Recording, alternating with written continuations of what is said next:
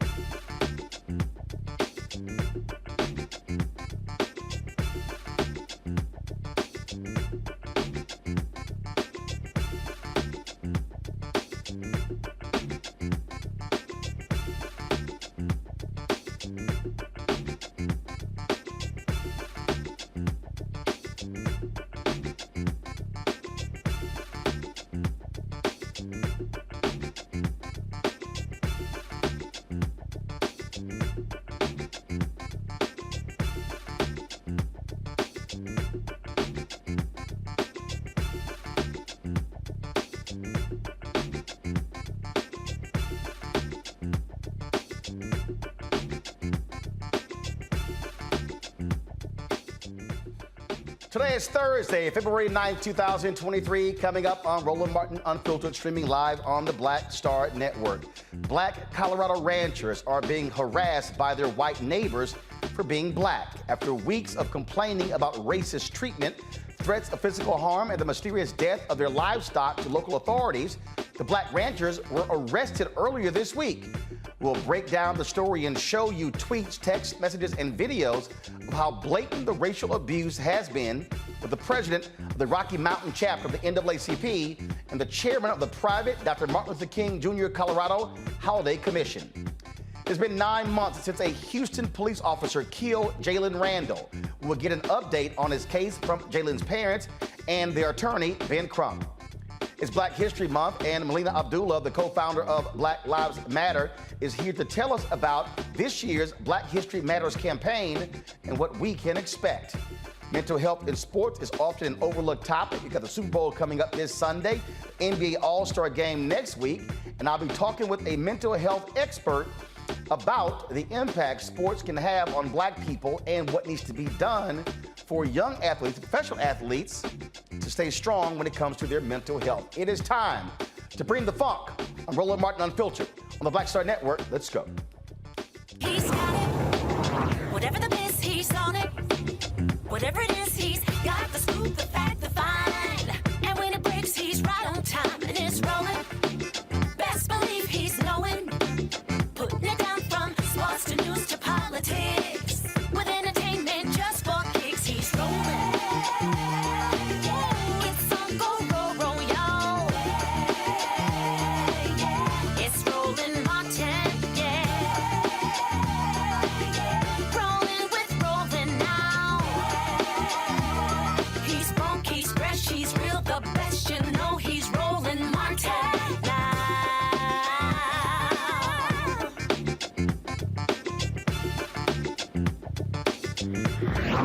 Martin.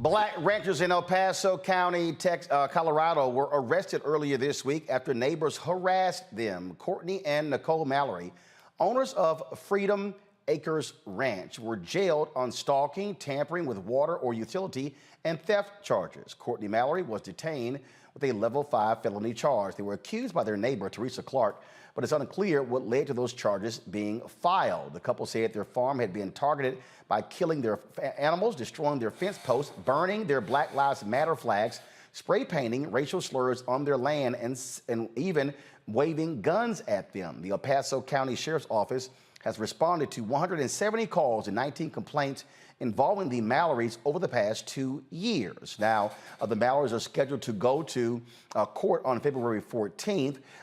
Their lawyers told them not to come on our show to talk publicly about this because their legal case is still outstanding. Joining us now, though, is Portia Prescott. She is president of the Rocky Mountain NAACP and the spokesperson for the Mallorys. Also, Dr. Vern Howard is the chairman of the private Dr. Martin Luther King Jr. Colorado Holiday Commission. Glad to have both of you here. First off, Portia, this story has gotten lots of attention on social media. And so the family, the Mallorys, say that they have been under constant racial harassment. How long have y'all been working with them? And how long has this been going on, this racial harassment of them, and the authorities hadn't done anything? No. And I want to say thank you, Roland. It's an honor to be on your show today to talk about this unfortunate issue. And sorry I missed you in Colorado at the African Chamber Gala. But back to what has happened. No, we have been working with them. Technically, the Mallorys reached out to President Angela Stevens from the Colorado Springs branch of NAACP, and probably going all the way back to March of 2021 when things started being weird.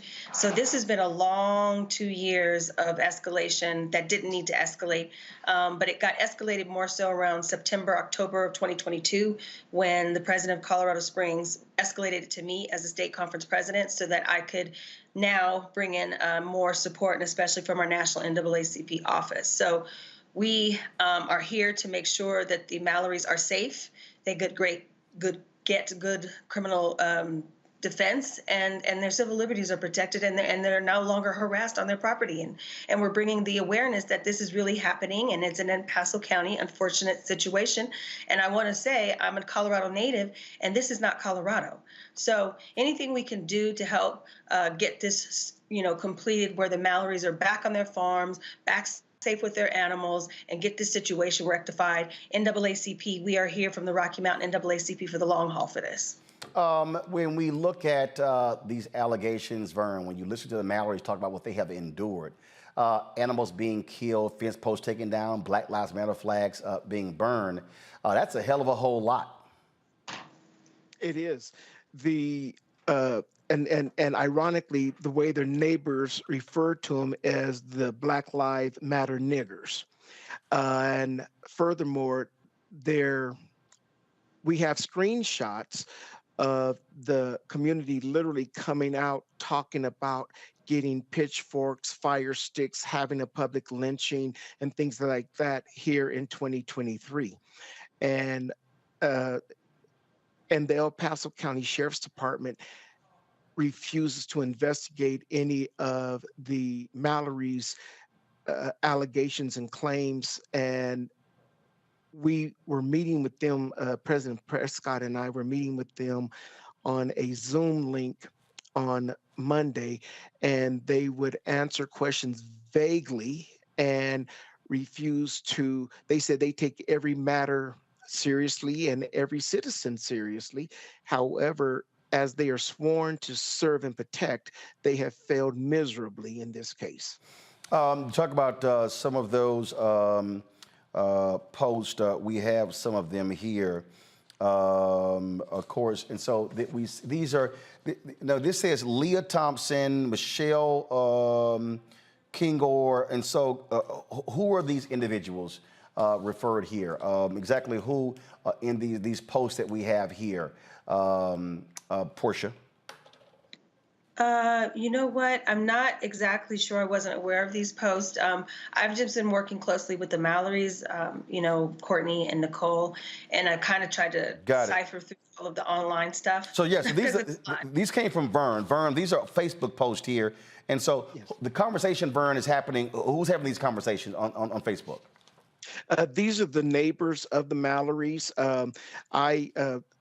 Much like Portia, she and I have been working close with the Mallorys, and when they asked me to be their spokesperson, I asked them to send me the information that I'm able to share with you and other media sources. So what has happened is also they doxed them on Facebook and put their email out there and their address and saying, make sure you go by and give these people the business, so forth, so on. Like even one person here, Denise Lynn, you need to retain counsel and get off social media. We aren't going to start a lynch mob and take to the streets with pitchforks and fire. Somebody says, are there any restrictions on Maurice Fournier to Denise Lynn? Are there any restrictions on size of pitchforks or fire sticks in Colorado? Asking for a friend. Folks are, and again, all kind of different comments they're actually making here. Absolutely. Now, these posts have been taken down since. However, fortunately, the Mallorys were able to do the screenshot here. And then, Roland, even this past Saturday, there were 10 volunteers that were helping the Mallorys repair their fence. The police responded, the El Paso Sheriff's Department responded 5 different times within a 2-hour period as the Mallorys were doing work on their own personal land. And this is the same El Paso Sheriff's Department that will not respond to the Mallorys' calls.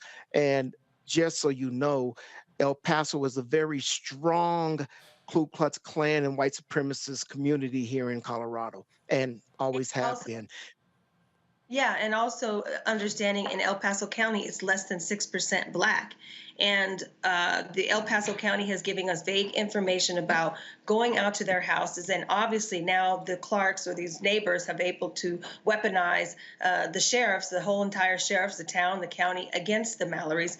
And it's left them feeling really isolated and alone. And they've been threatened repeatedly. And the scary part is there's like one road into the property from one direction. And this is where people have been, menacing and harassing. And unfortunately, this area of the county has history, especially with us with NAACP and a voter intimidation lawsuit we're dealing with right now, specifically because there would be people, we're an open carry state, who will come onto your property and they know how to intimidate without, claiming that they have done anything. And that has to stop in our state. Now, again, so they are headed to court February 14th. Yes. I also read that there are folks who are trying to organize a protest or rally on their behalf. Any information regarding that? Yes, we were temporarily looking. The Mallorys wanted to plan a protest for the 17th, and yet we're going to hold off on releasing that until after court on the 14th. So this way we'll really know what needs to be done and how it needs to be done. All and right. we say that we're holding off, Roland, because the sheriff's department and the county have been vicious against this family. And so there's so many different charges. Every day there's something else that the county is doing. So we want to make sure that we deal with the 14th, and the 14th they are still safe. They're still legally represented and they're still out and free. And that's a concern of ours. So we want to make sure we know everything that's happening after the 14th, and we'll go from there. Rocky Mountain NAACP, we will be holding a day of action rally in Colorado Springs. So after their 17th date, if all goes well on the 14th, look for information from the Rocky Mountain, because we want to still escalate this, because we haven't ourselves even been able to get to the new sheriff that's in town. Apparently he doesn't have his chief of staff yet, and we had been reaching out to their office for months and the DA's office so that this situation wouldn't escalate like this.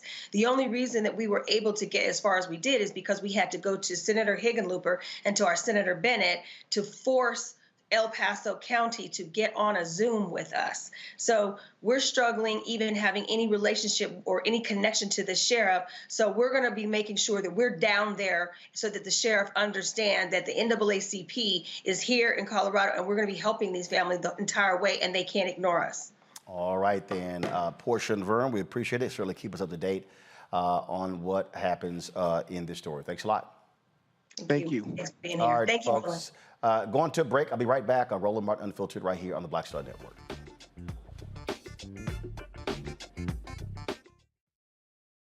Most people think that these television shows that tell stories about who we are as black men, and then they paint these monolithic portraits of us. They think that they're being painted by white people. And I gotta tell you, there are a whole bunch of black folk that are the creators, the head writers, the directors of all of these shows, and that are still painting us as monoliths. The people don't really want to have this conversation. No, they don't.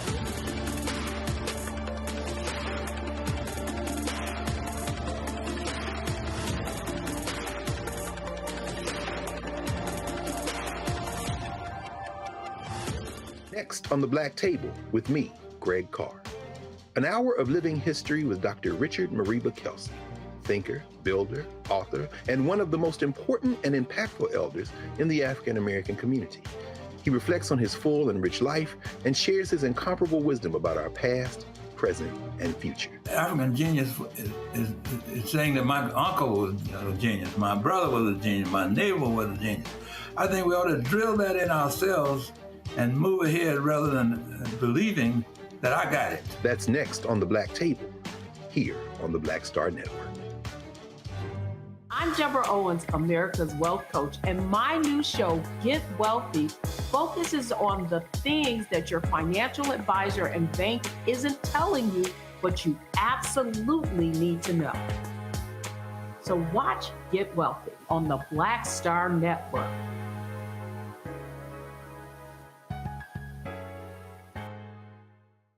What's up, y'all? I'm Will Packer. I'm Chrisette Michelle. Hi, I'm Chaley Rose, and you're watching Roland Martin Unfiltered.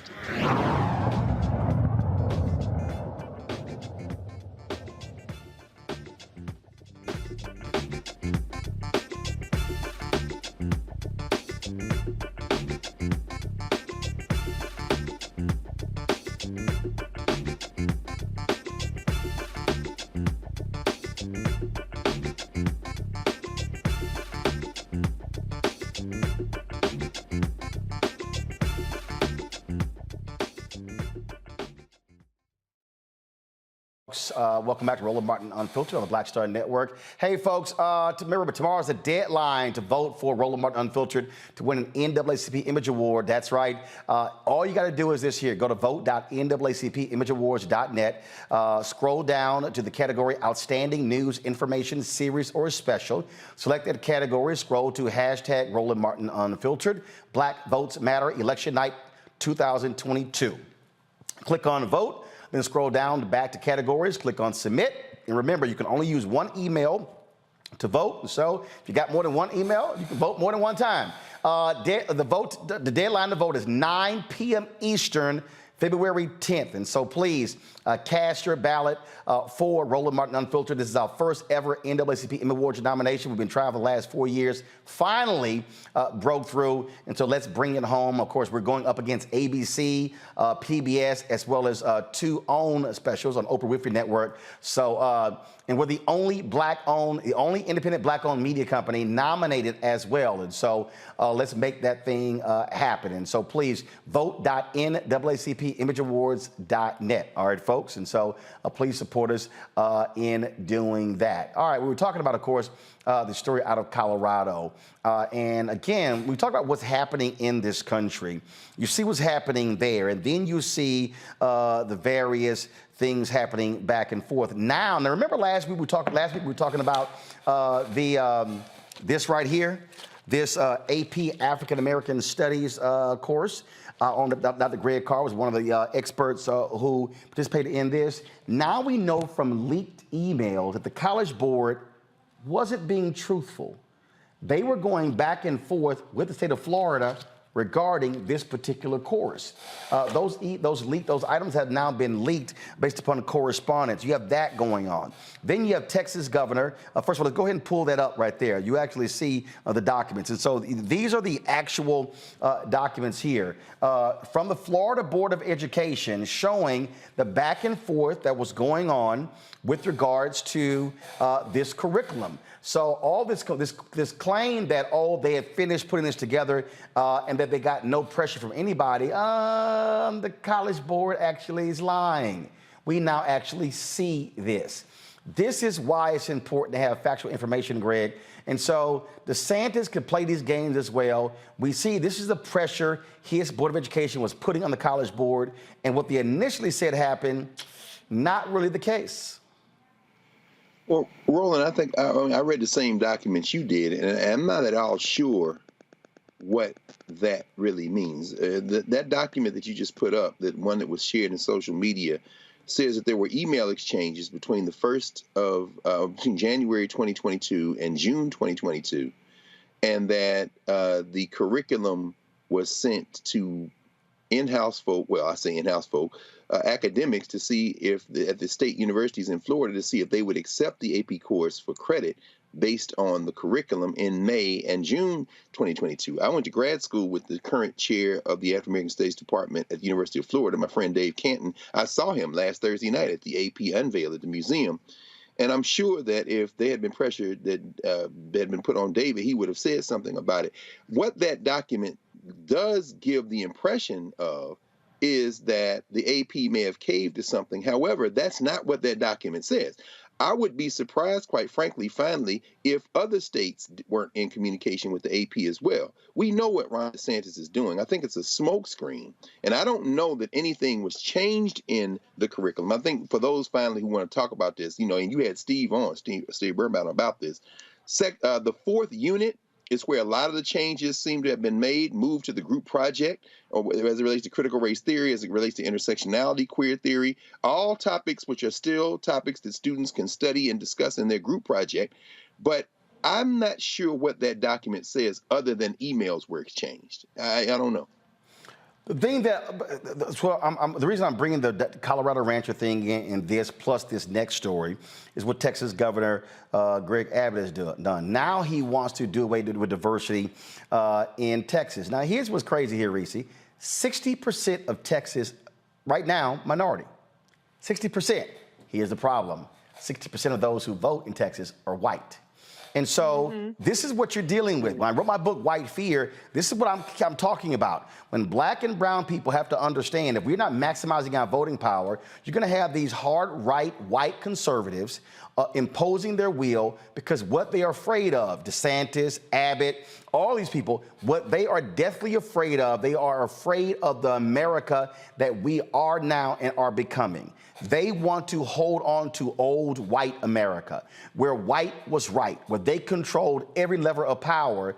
And so even this AP course is about that. What's happening in Colorado, absolutely. Blacks being able to control their own destiny. This is what's happening, and mainstream media is acting like none of this stuff is going on, and they're part of the problem because they don't want to cover this. You got Moms for Liberty taking over school boards in South Carolina and firing black superintendents. You've got what's happening in Jackson. I'm going to play a video clip in the next segment where state lawmakers, they held a news conference, and the Mississippi legislature has not provided any infrastructure money to the city of Jackson, Mississippi since 2009. Yet 60% of the sales tax and income tax from Mississippi comes from Jackson. So the black folks in Jackson are essentially funding damn near the whole state, but these white folks want to be able to still control. People need to wake up and see what is going on in America right now. Well, I've said it many times. Who gonna check them, boo? I mean, do you vote? No. Do you go to your city councils and your education board and number of things? No. So, yeah, they can do whatever the hell they want to do as long as you're abdicating your voter power to these white nationalists who know how to use power, take advantage of power, and abuse power to advance their means. And so we can lament it, we can cry about it, we can protest about it, but the damage has already been done the last cycle. So then the question is, what can we do in the meantime? And how can we, at some point, finally start to get ready for the next cycle without us having to beg and plead and share every kind of horror story and every kind of traumatic experience that's happening across the country before people fucking get it, that these white nationalists are playing for keeps, and they're winning in many, many places, and they're trying to take that agenda more national. They already have the House. The Senate map is not very favorable for Dems in 2024, certainly not to expand the majority, but to even hold on to the majority. So we are not in the best shape. We've stopped some of the bleeding by not at least turning over both chambers to Democrats, but there's still a lot of damage being done at the state level. And these governors are just reelected, newly empowered, and they're trying to get to the White House themselves. You know, Erica, the point that Risa makes there, I think, is important, that, which we always say on this show, don't complain after the fact. Or I always say, vote or shut the hell up. I mean, the bottom line is they have a strategy. I did not on our air play that silly, stupid stuff from that ignorant fool, Sarah Huckabee Sanders, her Republican response, okay? But we streamed it. But here's the whole deal. Damn near everything she said was woke this, woke that, woke this, woke that. They want to attack everything that is about advancing black people and other people of color. Oh, absolutely. And I'll repeat this. Welcome to the new era of civil rights. And I have said that they are not coming for our necks. They're at our necks. And so when you look at social media, people have been complaining about not being able to retweet things, not being able to respond in DMs. Oh, you thought that was going to, I have said that all areas of communication, all levers of power, they're coming for that. So while, you know, things on the Shade Room might be saucy and salacious and get people's attention, they're everywhere else penetrating. They're the ops, but they're doing a really good job at what they're at their goal, which is to ensure that Black people stay in their place and make sure that when they walk on the sidewalk, that you move to the side. We got really good numbers around what was happening with the economy, jobs report, and guess what else is thriving? Racism is thriving. To see the video of pictures of slaughtered animals, that people would be so audacious to move on to somebody, go to somebody else's property and kill their animals. So let me just then say that in layman's terms, they killed the bag because they had to purchase those animals, they had to care for those animals, and then now all of the profit that they would have gotten from bacon or whatever it is that those animals were going to be produced are dead. So the bag is dead. I still do not understand people that have the rhetoric around holding your vote, around not voting, and seeing the damage that is being done day after day after day. What they did not accomplish January 6th, doing it every day. Hold it tight one second now, and I'm going to show you how even the Black mayor of New York, how he's weaponizing woke, and it's stupid. I'm trying to explain to people what the game is going on. You're watching Roland Martin Unfiltered on the Black Star Network.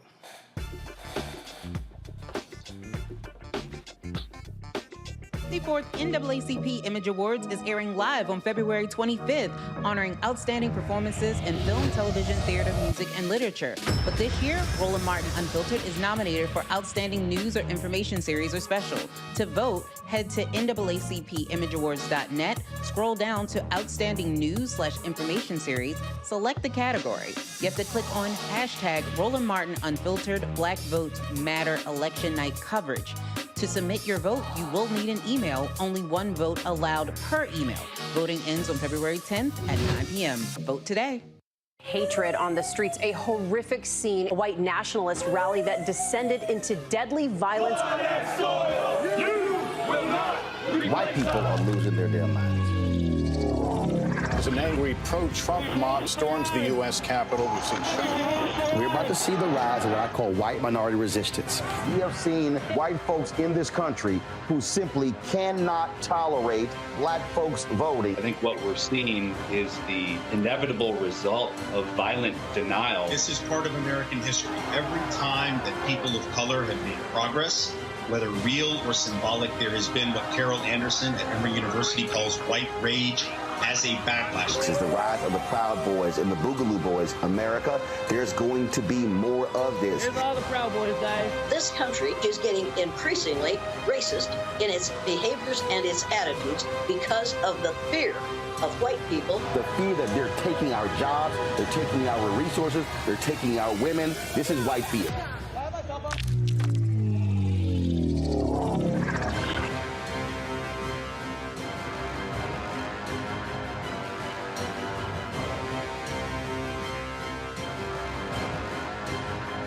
This is Judge Mathis. What's going on, everybody? It's your boy Mac Wiles, and you are watching Roland Martin Unfiltered.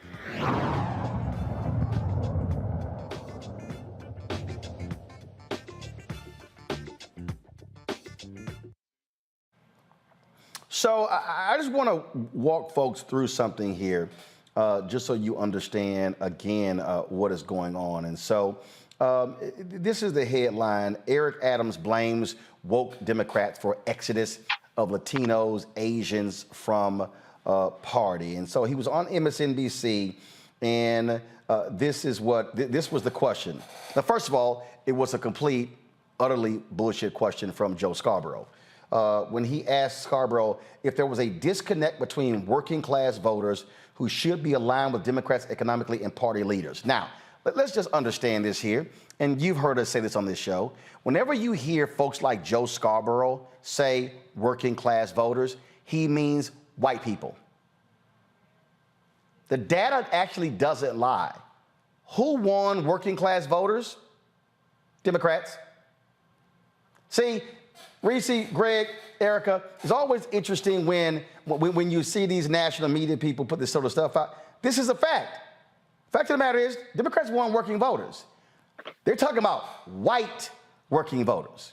And then And then Adams goes, and you look at the numbers, there's a hemorrhaging of our Latino community, our AAPI, Asian American and Pacific Islander communities that's leaving the traditional Democratic base. The mayor said the exodus began, quote, because we've allowed the loudest and those who consider themselves to be woke to set the Democratic agenda. This is what, and then some of us never went to sleep, and we hear and speak directly to people. I think this party is now understanding that we have to speak at those issues that are important: jobs, public safety, educating our children, good health care, just these common kitchen table issues that we move away from. That's a lie. I mean, Greg, it's a fundamental lie. When you literally look at the bills passed in the last 2 years, it was kitchen table issues. It was economic issues. But see, again, what a Mayor Adams needs to understand is he literally is playing into the hands of the poll-driven Republican Party by using their talking points. And he is reaffirming it. That's what he's actually doing. And so what I'm trying to explain to people all around the country, that's why I thought it was stupid for the Obama people to pick up Obamacare. You don't use their term as like it's somehow, oh, no, we can flip it. That's the people, oh, no, we can flip the N-word. No, you can't. It's the same, the ER or the A, okay? It's the same. But this is what people have to understand is there is a clear line of attack on anything dealing with black. And they're going to attach Christopher Rufo's tweet months ago. They want to put everything under that banner. Everything. Absolutely. Well, I mean, Roland, you know, Reese, you've been making this point, and we all have, but you've been very keen about this.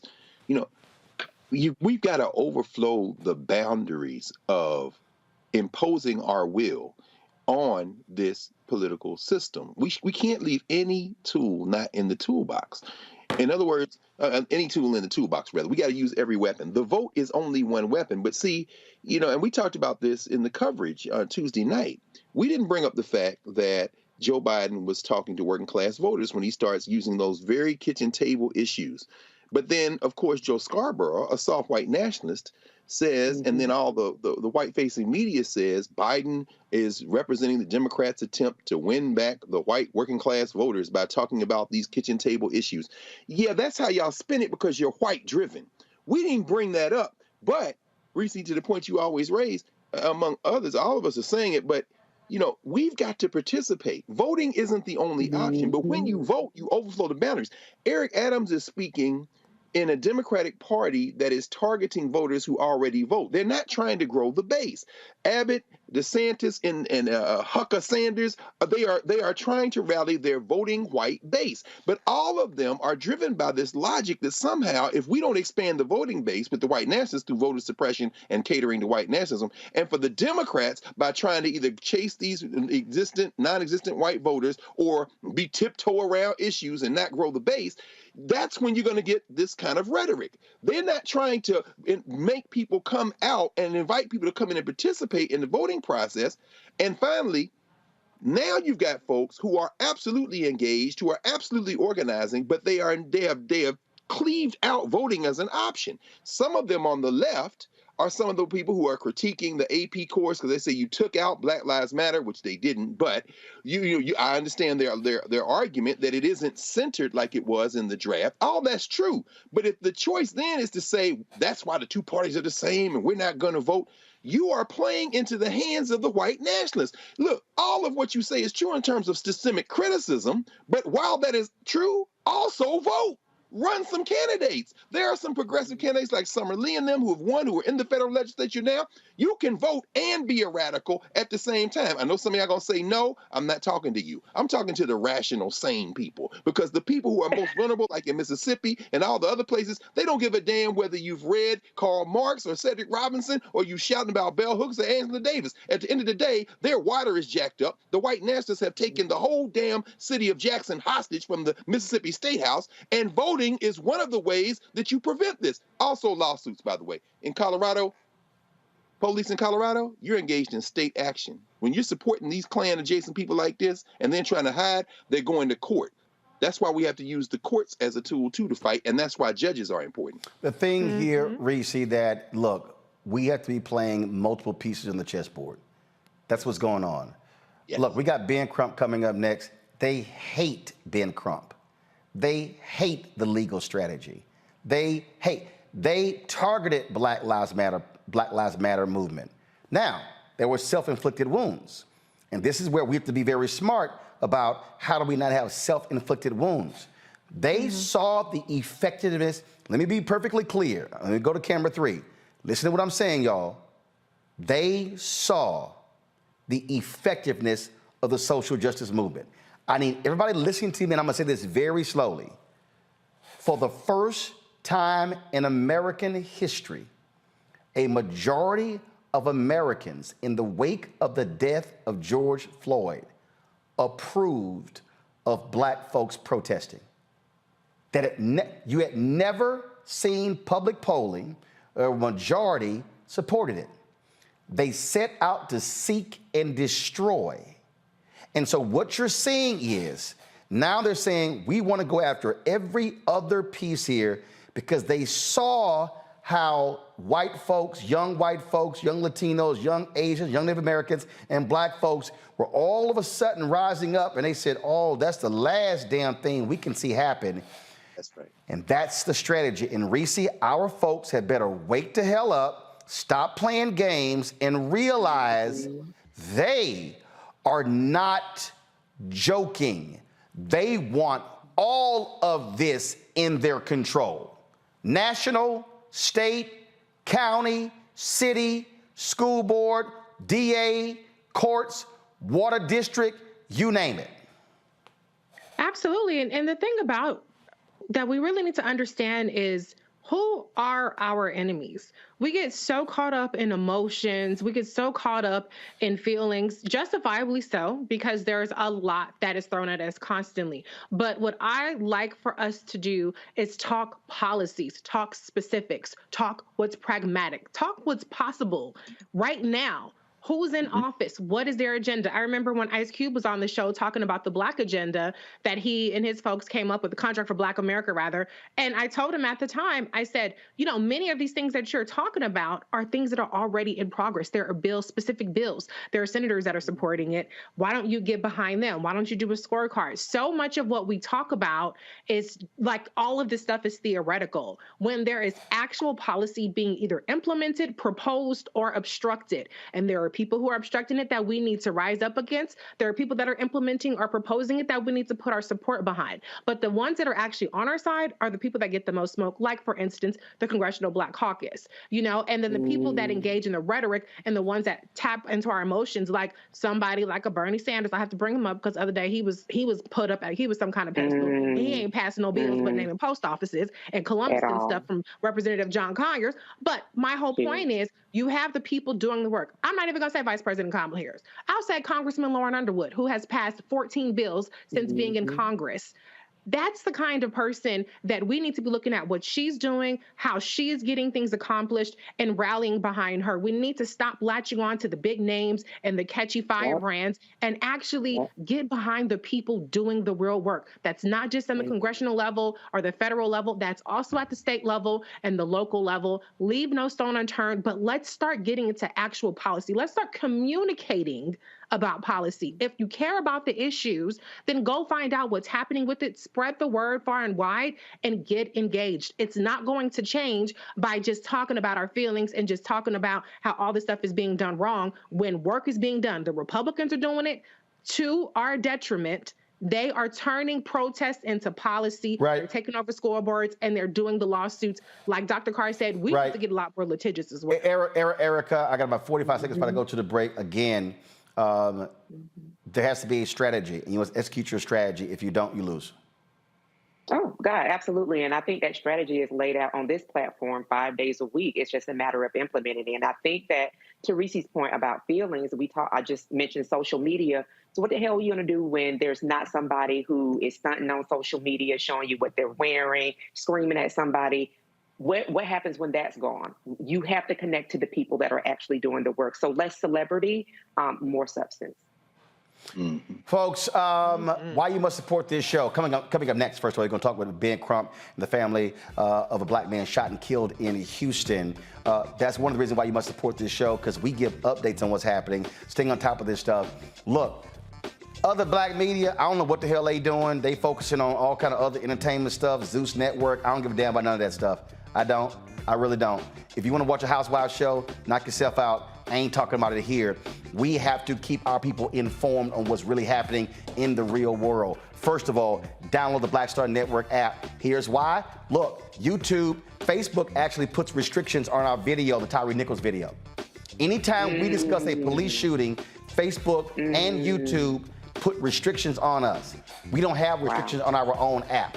That's why you must download the Black Star Network app, Apple phone, Android phone, Apple TV, Android TV, Roku, Amazon Fire TV, Xbox One, Samsung Smart TV. We're also now on Amazon News. When you go to Amazon Fire, go to Amazon News. You will see us with all of the cable networks as well. But your dollars also matter. We must join our Bring the Funk fan club. I've been fighting with advertisers all week, y'all, who don't want to fund us.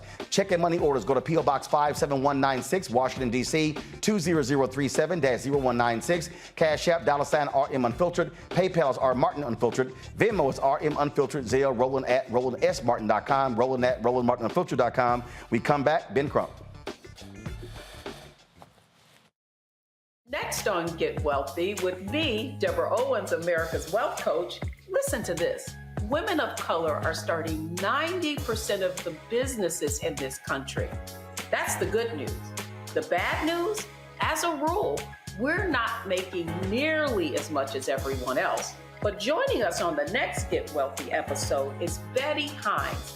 She's a business strategist, and she's showing women how to elevate other women. I don't like to say this openly, but we're getting better at it. Women struggle with collaborating with each other. And for that reason, one of the things that I demonstrate in the sessions that I have is that you can go further together if you collaborate. That's right here on Get Wealthy, only on Black Star Network. Next on the Black Table with me, Greg Carr. An hour of living history with Dr. Richard Mariba Kelsey, thinker, builder, author, and one of the most important and impactful elders in the African American community. He reflects on his full and rich life and shares his incomparable wisdom about our past, present, and future. African genius is saying that my uncle was a genius, my brother was a genius, my neighbor was a genius. I think we ought to drill that in ourselves and move ahead rather than believing that I got it. That's next on the Black Table, here on the Black Star Network. Yo, it's your man Deon Cole from Blackish, and you're watching Roland Martin Unfiltered. Stay woke.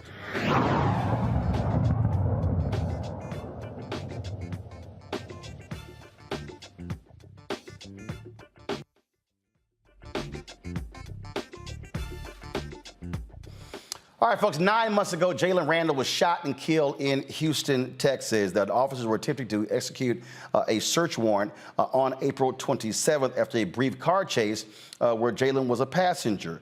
Officer Shane Prevett shot Jalen as he ran away. As of today, Prevett is still on paid administrative leave.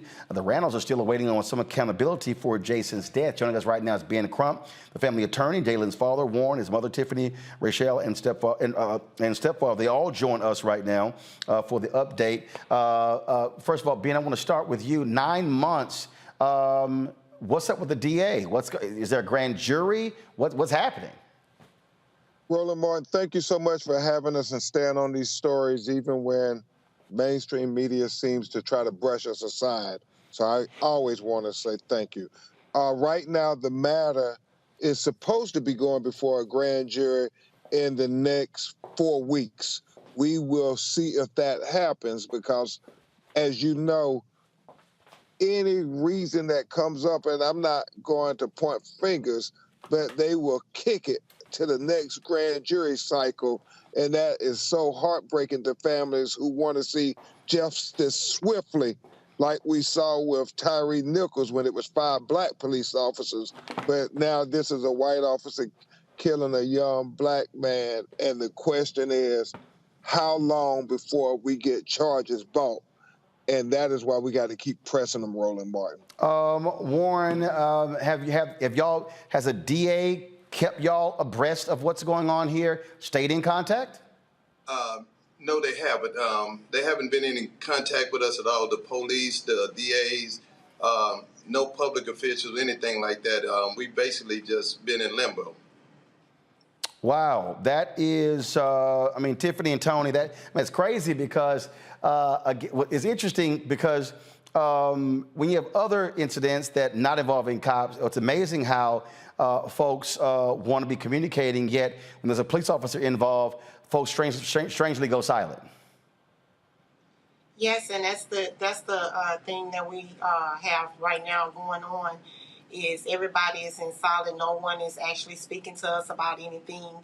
And we are right now at a standstill. But when stuff happens with black cops, it's automatically. It didn't take but 2 weeks in Tyree. So it's an issue with me because it's taken 9 months for something that happened in 3 seconds. And again, we showed the body camera footage because Ben, correct me if I'm wrong, and then I'm gonna go to Tony here. Ben, they said one thing happened until we saw the actual footage. Exactly, and that's always the case, Roland. It's these false police narratives. Even on Tyree Sampson case, even on George Floyd case, the initial police report was replete with inconsistencies, at best, lies at worst, once we saw the video. Once we saw the video in Tyree, we got to the truth. Once we saw the video in George Floyd, we got to the truth. And once we saw the video in the Randle tragic killing of a young man in less than 2 seconds, the police shot even before he got out of the police car and killed him. And so that's why we keep saying Jalen Randle name has to be elevated just like these other names to make sure they don't sweep it under the rug, Roland. And Tony, that's it right there. And we keep saying on this show, look, we're sick and tired of these cops getting off for lying about what happened, and then the body cam footage shows something totally different. Tony, did you hear him? Tony? Go ahead. Well, yeah, the footage is showing completely opposite what these officers are saying. But, you know, it's a real big problem here. Everybody's laying dormant, even the public officials, the NAACP in the fourth largest city in America, they're laying dormant. The officials, no one's taking accountability, no one's standing up for anything. But as soon as there's other issues in other states or whatever, they're flying out and they're, you know, really in Houston right now, the politicians are more media whores than anything. They're not supporting the constituents. They're not doing anything here in the city of Houston. And this is the fourth largest city in America, Roland. And you know that because you're from here also. And like I say, Benner, Kim Ogg, everybody, they sweeping everything under the rug. But when my esteemed attorney appears anytime, you know, everybody wants to come and get in the picture with him. But we need action here. We need change here in Houston, Texas, man, because this can't continue to happen. This will continue to happen. People are getting killed. We're in a war zone in our own neighborhoods right now, Roland. And nobody's being here for us. Nobody's speaking up for us. And like I say, they're trying to sweep everything under the rug. It's been 9 months to investigate 3 seconds. You got a 3-second rule in the NBA. They don't take that long, Roland. It's just crazy. And again, Ben, unfortunately, you've had to deal with this all over the country, where some places justice is swift, it is real, significant. In other places, they slow walk. Yeah, and Roland, you know, we can never forget the blueprint that has been shown to us in Memphis. When it was 5 black officers, we saw how swiftly they moved. Like the police chief said, it was important that the community see swift action. It was important that they move swiftly towards justice. Well, whether it's Houston or anywhere else, when it's a white officer or a black officer and we see excessive force or crime on video, we need to see them move swiftly. And that's why I was so thankful that Jalen's mother, Tiffany Rochelle, came and sung, beautifully sung, Roland Martin, at Tyree Nichols' funeral, because we have to do whatever we can to bring attention to these tragedies so they won't sweep it under the rug as if our children never even existed. And that's what we continue to fight, Roland. So thank you again for talking about this case when everybody else is not saying a word about it. I know we can count on you, and Mr. Randle is right. Every time I show up to Houston, they all say what they're going to do, but then when the cameras go away, we're still left waiting. We better get a grand jury in a month or so, or we're going to have to go to other means to get attention for Jalen Randle. Absolutely. And so, again, Warren, Tiffany, and Tony, we appreciate that. Ben, while we have you here, of course, I had to speak to the FCC here this week, could not be at your ceremony on yesterday in Florida. The law school was named after you. Of course, we talked about it on the show. But I did see, first of all, you had a surprise guest who showed up there to wish you well in the name of Will Smith. He's doing pre-production for Bad Boys 4. He and I were texting last night. And of course, and I know he also did this video for you as well. I want to play it for our audience. Here we go. Ben is on stage now, so I gotta whisper. But congratulations, man. Benjamin L. Crump College of Law. Happy to be here, happy to support. Congrats.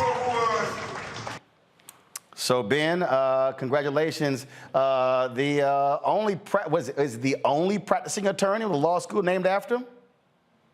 Some black attorney, the first one in the history of a non-HBCU. So it was a Black History moment, and Will Smith came and put his money where his mouth was at, rolling, so we can help make future civil rights lawyers, so people like Warren and Tiffany and people we know all over the country can have somebody to help them fight for justice. And I cannot wait, Roland Martin, for you to come down to the Ben Crump College of Law. We'll have Tiffany and Warren, and we're going to have you live broadcast from the Ben Crump College of Law, Roland Martin.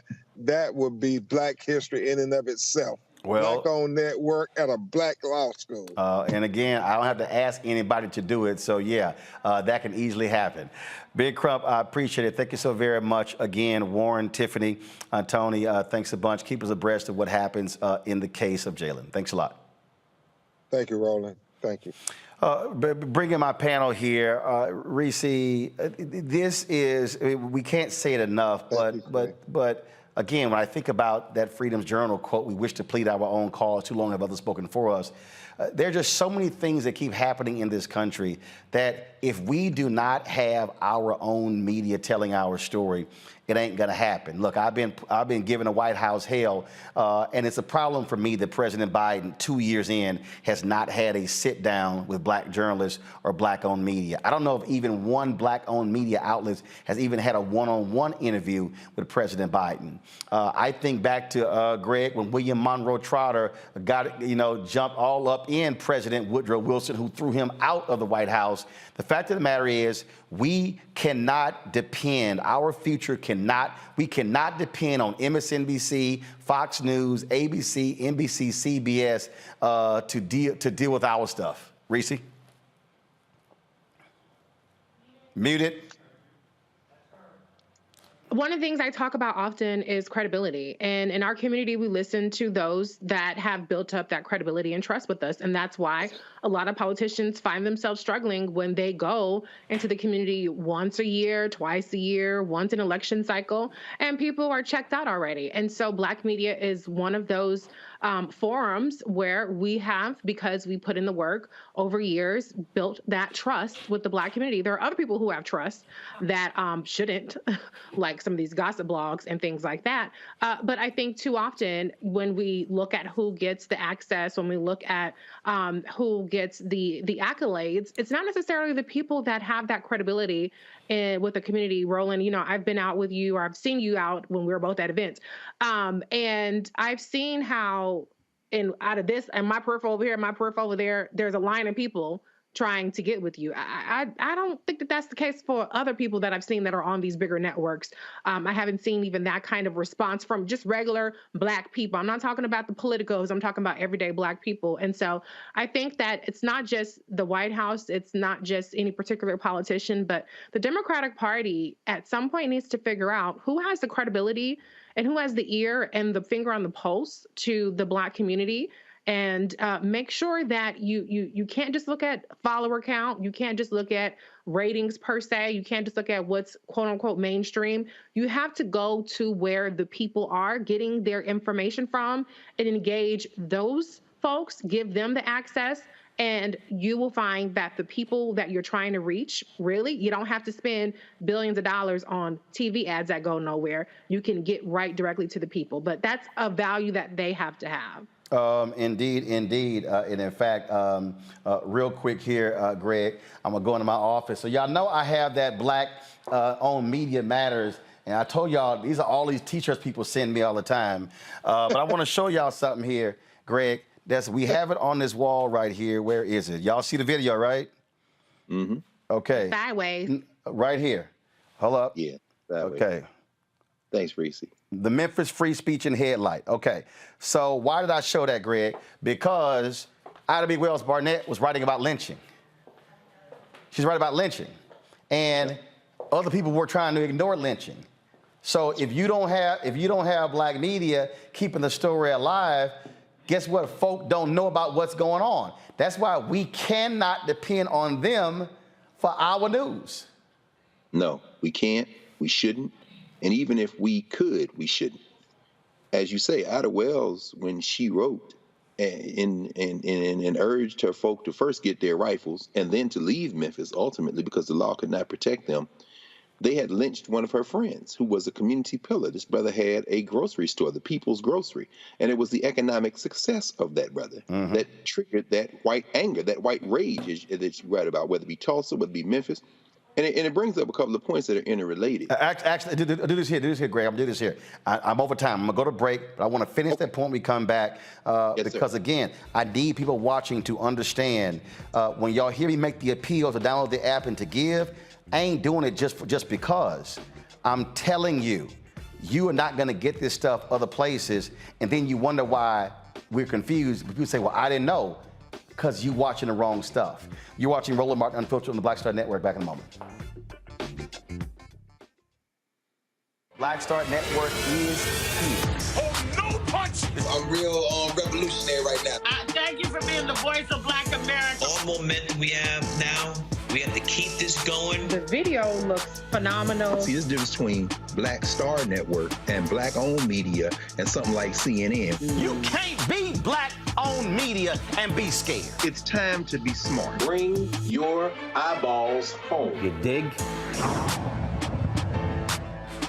The 54th NAACP Image Awards is airing live on February 25th, honoring outstanding performances in film, television, theater, music, and literature. But this year, Roland Martin Unfiltered is nominated for Outstanding News or Information Series or Special. To vote, head to NAACPImageAwards.net, scroll down to Outstanding News/Information Series, select the category. You have to click on hashtag Roland Martin Unfiltered Black Votes Matter Election Night coverage. To submit your vote, you will need an email. Only one vote allowed per email. Voting ends on February 10th at 9 p.m. Vote today. Hi, I'm Dr. Jackie Hood Martin, and I have a question for you. Ever feel as if your life is teetering and the weight and pressure of the world is consistently on your shoulders? Well, let me tell you, living a balanced life isn't easy. Join me each Tuesday on Black Star Network for A Balanced Life with Dr. Jackie. We'll laugh together, cry together, pull ourselves together, and cheer each other on. So join me for new shows each Tuesday on Black Star Network, A Balanced Life with Dr. Jackie.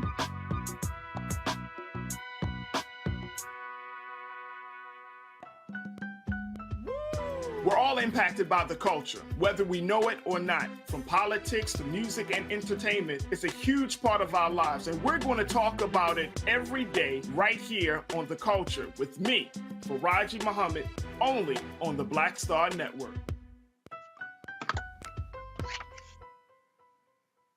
Hey, I'm Amber Stevens-West. Yo, what up, y'all? This is Jay Ellis, and you're watching Roland Martin Unfiltered.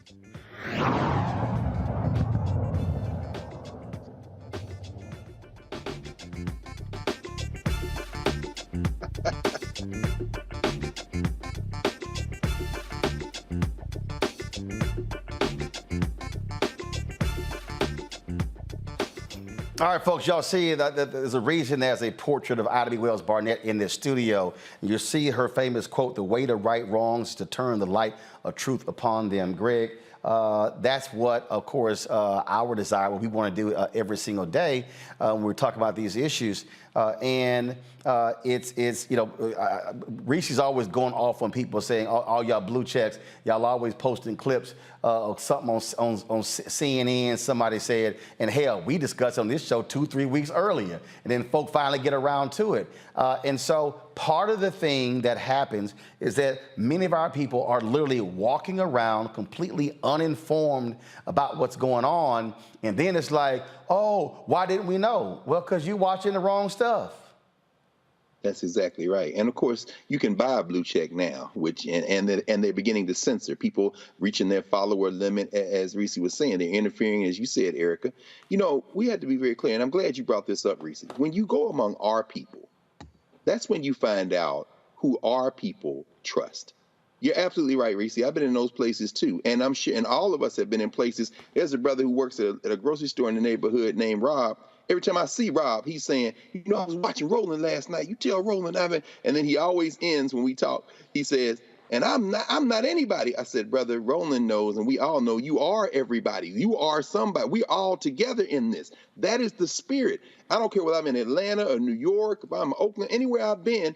Everybody is like, yo, tell Roland, I'm supported. Well, we need that to translate into support. And many of those people do support. But let's be very clear. Mm-hmm. Ben Crump, we've come to know Ben Crump in the wake of Trayvon Martin, not because he was an expert in civil rights cases and fighting, but because Ben Crump combines a law license with a commitment, with an understanding that you shine, as Ida Bell Wells would say out of Holly Springs, Mississippi, the light of truth. You heard him say it. He keeps coming back to it. If we don't get what we want and need in the courtroom, we need to flood the streets. We need to turn the light on. That's why he always thanks you, Roland. And so, you know, it was great to go to the studio and to see everybody in person, and then walking through the studio and be so impressed by all this. And while I'm tweeting out stuff like everybody else, I'm getting messages from students. Tell Roland I need a job. I'm in television production. And I'm saying Roland will hire all of y'all if he had the resources, which brings me to the point.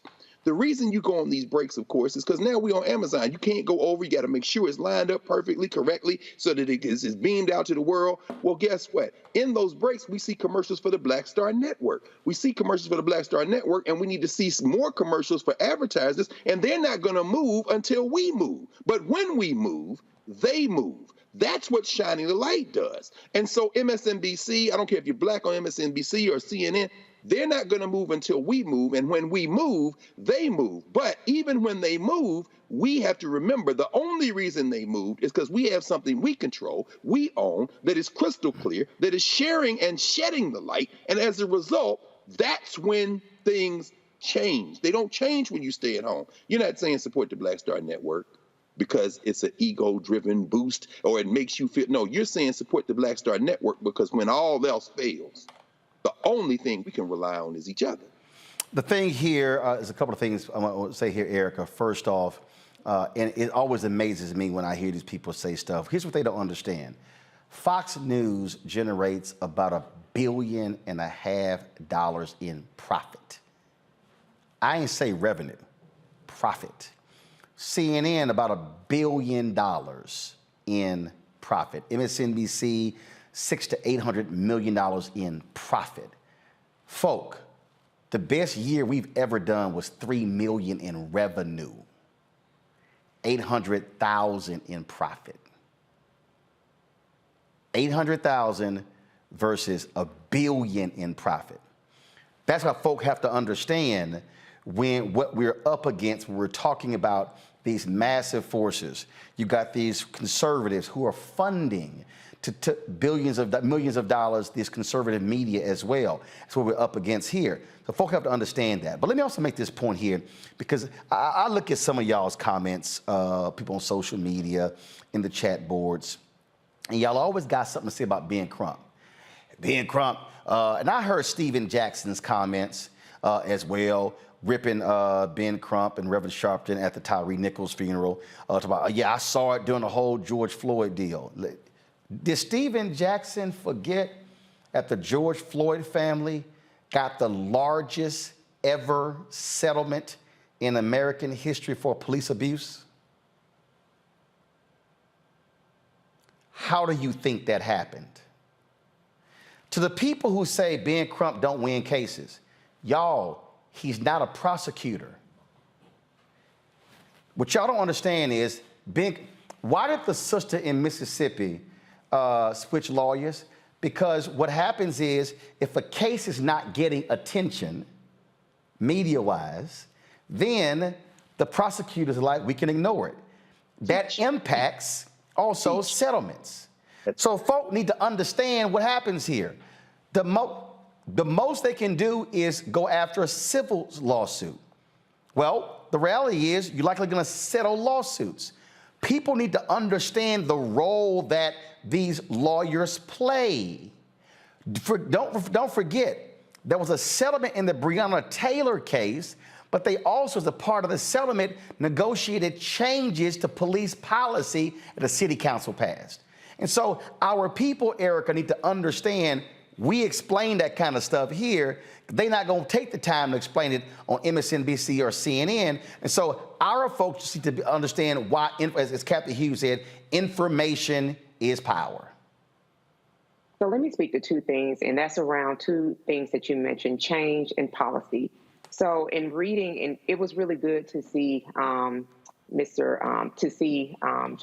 Randle's mother and both his father and stepfather, to see them there as a united front. But in looking at her, my heart went to her because I thought about what she said, which was not in this interview, but through media. She talked about one of the things that has not happened is no one has asked her, Tiffany, do you require psychological help? And for the past 9 days, about 1,000 people who are subscribed to the Reframe Brain, we've been walking through and will continue to walk through this month being about wellness. It's a companion to Black History Month. Because in that $1 billion in profit that these other news media networks are doing, a lot of that is $1 billion of harm. Seeing that trauma play over and over again, and the families don't have a voice or any say-so in that. So when we're talking about change and we're talking about policy, what Ms. Tiffany Rochelle spoke to around ensuring that, listen, when this happens, there needs to be some type of support, psychological support for those who are left to grieve. Because when J. Philip Clay was on a couple weeks ago, the question I said that I was going to ask him, since he led with Tyree Nichols' name out of his collection of paragraphs, Miles, is that, do you know how grief impacts the body? Do you know? Does anyone realize that people who experience that level of loss are 2 times predisposed to heart attack? Do they understand that they do then have to experience disruptive sleep patterns, which does impact our heart and our immune system? That those very people that are grieving, and they're grieving publicly, that in their public and in their own private griefs, that they are more susceptible to having blood clots. And let us not also fail to mention that their brain is rewired. And if there's not an interruption in that there's a permanent stress response whenever they see blue lights. We already know that that's something that negatively impacts especially brown and Black bodies. When they're reminded, be it a gunshot, it could be lights, it could be anything that could trigger that stress response. These are the other things that are not spoken about, but because Black people have this cape of strength about them, which is actually a mirage in the facade, it is a survival mechanism. And I am here to tell you, we cannot do this for another generation. Change, absolutely. Changes to policy, absolutely. And this is why I rebuke when people come on this and other platforms and they talk about withholding and abstaining from the vote, because the consequences are so much more dire for us. There are things that Harriet Tubman, Sojourner Truth, and many, many others endured, so we would not have to endure that now. We don't have to have the spirit of a Harriet Tubman now if we do what we need to do at the ballot box and in our communities. Absolutely. And so, folks, we want you to understand this is the work that we do every single day because again, we can't wait for somebody else to tell our story. Coming up next, we'll talk with Melina Abdullah of the Black Lives Matter, one of the activists there, talking about their Black History Initiative. A little bit later, we'll be talking about the importance of mental health in sports. Super Bowl takes place on Sunday. NBA All-Star Game is next week. NBA trading deadline was 3 p.m. today. A lot of different things happening, and we always talk about how much money the athletes make, but it's amazing how we don't talk about the mental health issues that they also face. And so we'll be talking to one of the experts about that as well. So lots more to talk about in the show. Don't forget to support us in what we do. Download the Black Star Network app, Apple phone, Android phone, Apple TV, Android TV, Roku, Amazon Fire TV, Xbox One, Samsung Smart TV. Support us by sending your check and money orders to P.O. Box 57196, Washington, D.C. 20037-0196. Cash App, $RM Unfiltered. PayPal, R Martin Unfiltered. Venmo is RM Unfiltered. Zelle is rolling@rollingsmartin.com. rolling@martinunfiltered.com, and get my book, White Fear, How the Browning of America is Making White Folks Lose Their Minds. Available at bookstores nationwide, downloaded from Audible, and don't forget to support us for the Image Awards. Go to vote.naacpimageawards.net. Cast your ballot, the Outstanding News category. Scroll down to Roland Martin Unfiltered, Black Votes Matter, Election Night 2022. You have until 9 p.m. Eastern tomorrow night to cast your ballot. We'll be right back. On a next, A Balanced Life with me, Dr. Jackie, a relationship that we have to have. We're often afraid of it and don't like to talk about it. That's right, we're talking about our relationship with money. And here's the thing, our relationship with money oftentimes determines whether we have it or not. The truth is you cannot change what you will not acknowledge. Balancing your relationship with your pocketbook. That's next on A Balanced Life with me, Dr. Jackie, here at Black Star Network. When you talk about blackness and what happens in Black culture, we're about covering these things that matter to us, speaking to our issues and concerns. This is a genuine people-powered movement. There's a lot of stuff that we're not getting. You get it, and you spread the word. We wish to plead our own cause. Too long have others spoken for us. We cannot tell our own story if we can't pay for it. This is about covering us. Invest in Black-owned media. Your dollars matter. We don't have to keep asking them to cover our stuff. So please support us in what we do, folks. We want to hit 2,000 people, $50 this month, raise $100,000. We're behind $100,000, so we want to hit that. Your money makes this possible. Checks and money orders go to P.O. Box 57196, Washington, D.C. 20037-0196. The Cash App is $RM Unfiltered. PayPal is R Martin Unfiltered. Venmo is RM Unfiltered. Zelle is rolling@rollingsmartin.com. Hi, I'm Teresa Griffin. Hi, my name is LaToya Luckett, and you're watching Roland Martin Unfiltered.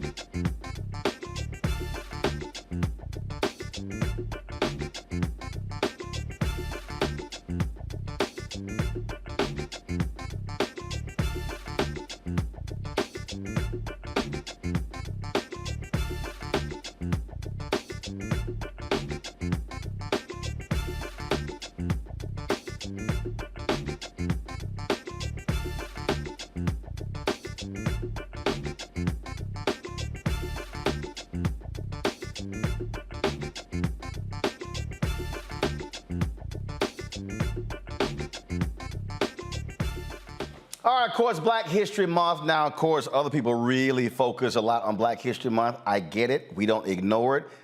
But we do Black 365/7, so it's not like it's just a major thing for us because we do it all 12 months. And so that's important for us to understand. The Black Lives Matter grassroots movement, they've launched its hashtag Black History Matters, a campaign with leading Black scholars. Joining us right now is Melina Abdullah, director of Black Lives Matter Grassroots, co-founder of Black Lives Matter Los Angeles. So Melina, explain exactly what this initiative is.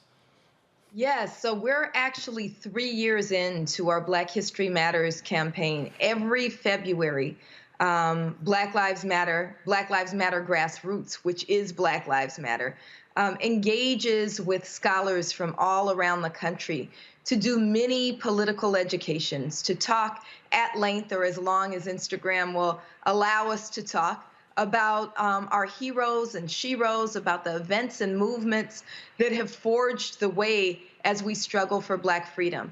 And so each day there's an installment. Today's installment, we talked about Ida B. Wells, who I know is one of your sheroes. Our beloved Dr. Julianne Malveaux wrote the caption for Ida B. Wells, which goes more deeply than like a Wikipedia post. It's really about her impact on Black freedom.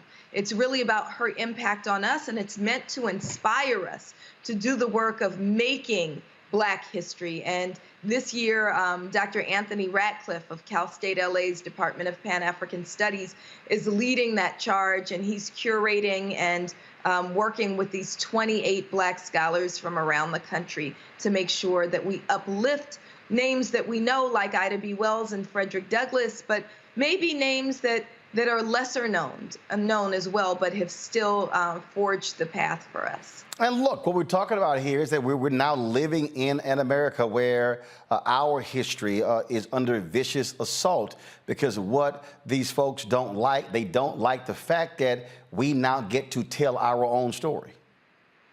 That's right. That's right. And, you know, of course, what you do, like you said, every day is about us telling our own stories, right? One of my first encounters with you, I don't know if you remember this, but this was back in 2014, 2015, and we were in space together. And one of the things that I talked about, and one of the ways in which, you know, I'm most appreciative for you is there's an African proverb that until the lion tells the story, the hunter will always be the hero. And you have been a lion for us. Our Black scholars are lions for us. The whole discipline of Pan-African, Black, Africana, African-American studies is about us being the lions who not only tell our own history, but also understand that knowledge comes from many spaces. It comes from reading books like those piles and piles that sit behind people like Dr. Greg Carr, but it also comes from the wisdom of our grandmothers and mothers in our neighborhoods. And it's meant, in every space, intellectual work is meant to contribute to the freedom of our people. So our Black History Matters campaign is about inspiring the work, about remembering that these intellectual traditions are core to who we are as Black people and inspire us as we move forward. We're not just struggling ahead aimlessly. We have a pathway that is thought out, that's well determined, that's well considered, and that's what Black History Matters is about. So we hope that everybody will follow the hashtag Black History Matters on Instagram to get these mini boosts of political education, Black political education that are brought to us by some of our greatest minds. All right, Melina Abdullah, we appreciate it. Where can people go to get more information? Just follow BLM Grassroots on all social media. Those posts are, again, on BLM Grassroots Instagram, and people can go to blmgrassroots.org for more about Black Lives Matter Grassroots, which is the on-the-ground work of Black Lives Matter. All right, then. We surely appreciate it. Thanks a lot. Thank you so much. Greg, I want to start with you. When I talk about what is under attack, it literally is. And it's interesting. I've had conversations with people, and they will say things like, "Oh man, you know, we need to have more of this taught in our schools." And I keep saying, if you keep waiting for a school system to teach our kids. I'm like, you out your mind. I mean, I'll never forget when I was in African American history class, studies class at Texas A&M, and we were Dr. Broussard was the professor, and Dr. Alvin Broussard, and he was sitting there teaching class, and there were some black students in there, and many of the black students were real cocky to the white kids about black history. And so we started going over some stuff, and I would look at them, I'm like, your ass didn't know that either, huh?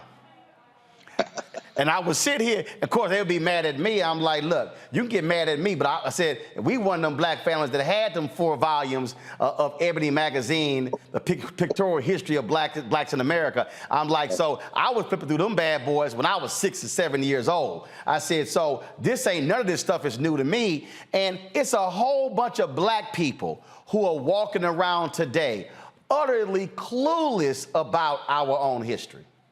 Absolutely. And there's a greater percentage of them who are utterly clueless who are in the academy at the university than there are in the community. Roland, you've put your hand right again on the living heart of this. When you talked to Steve last week about the AP course, and this is a brother at the top level of the College Board, and you reminded him about those Ebony volumes. It is a reminder that our community has always taught our history. Before apartheid was over, before Jim and Jane Crow was over, it was more coordinated, it was stronger. Carter Woodson had his textbook, The Negro in Our History, in those segregated schools. Well, you keep making a point. Hey, y'all, before, no disrespect, before Nicole Hannah-Jones' 1619 Project, Lerone Bennett was doing that kind of writing in Ebony magazine every month. That's exactly right. In fact, the earliest textbooks we have, J.W.C. Pennington, History of the Negro Race, was 1841. Robert Benjamin Lewis, Light and Truth, 1837. And that is no disrespect. Every generation has to tell its history. But Roland, you're making the most important point. And it is a constant theme tonight, and as you say, 5 nights a week, Reese. When we control our narrative, it shapes how we are respected and how we can move together as a force.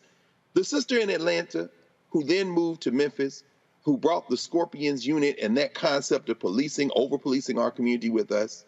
The sister who's now police chief in Memphis, that unit was disbanded because there's uproar now. The community is involved. Now, why do I connect that to what we're talking about here? I'm saying that the way we studied history has now forced the College Board to introduce this course. Were there people like Steve at the College Board who wanted to do this course for years? Absolutely. But when y'all got out in the street in the summer of 2020, and Roland covering that and everybody pushing that, it scared the hell out of every white institution in this country, including the College Board. That gave Steve and them the momentum to say, hey, what about now? Hell yeah, let's do it, let's do it. And here we are. And I'm telling you, there's some black people who wanted to go slow, who are now jumping out in front of this, involved with the College Board, saying, hey, this is the time. Yeah, you wasn't talking like that. This is the outside-inside strategy. And finally, I'll end with this. You know, we've always studied, and this is what I saw firsthand Thursday night talking with these teachers who are teaching the course. Imagine this. You got an AP course on African American studies for the first time in history. Students are taking that course. They took it in the fall. They're taking it in the spring. They're going to go back in the fall. As they are telling their friends, particularly their black high school friends, who ain't never been in AP. I never took an AP class. I myself am a graduate of ISS. Some of y'all know what that is. I'll tell the rest of you. In-school suspension. So the point is this. As these black students are finding out about this class, guess what they're telling these black teachers that are teaching it? I want to take that next semester. Guess what College Board's about to have on its hands? You got a problem. Why?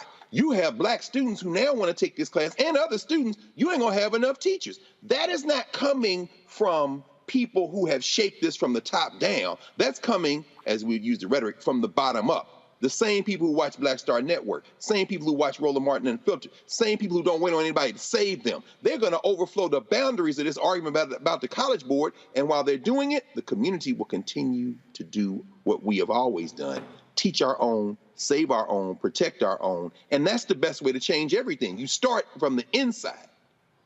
See, Reese, if you a baby boomer or a Gen X, I know you a real one.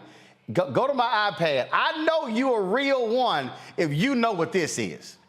If you know what this is, I know you a real one. If y'all had listen, some black people couldn't afford all 4 volumes, but if you had 1, 2, 3, or all 4 of these, I know you a real black person. Well, that's a little before my time. But I did have. Carol, my producer, her mama still got hers. I love it. You know, there's something to be said about a framework, though. To Dr. Carr's point about, you know, what it means for the institution of learning to have the AP course. You know, what a lot of people are succeeding at now is putting information in bite-sized chunks that are catchy enough to, whether it's true or not, people are going to take it and run with it. And I do think that context and the way that things are introduced matters. Not to bring up, you know, the other night, but for instance, when our conservative friend brought up Fannie Lou Hamer and her position, taking her position out of context can be harmful and it can be weaponized. And so I think that it is important to have things like the AP course that has been vetted.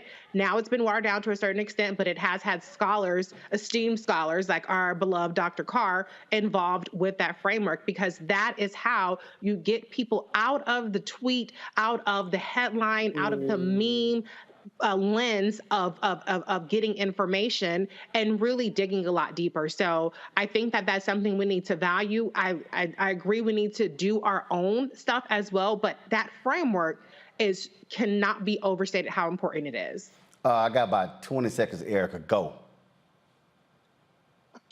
No, I mean, information plus engagement equals power. That was the formula for the Savage Politics when I had that particular platform. So I think that the more people are informed, I think that people will feel more engaged and more powerful about the truths that they actually do speak and not being swayed by soft messages. All right, folks, I got to go to a break. Up next, Keisha Dennis, give me a shot. Will join us. We'll be talking about mental health and athletes. That is her expertise. She's waiting to talk about that. Super Bowl, of course, Sunday. NBA All-Star Game is next week. And again, we focus a lot. Look at that camera right there. Looking right there.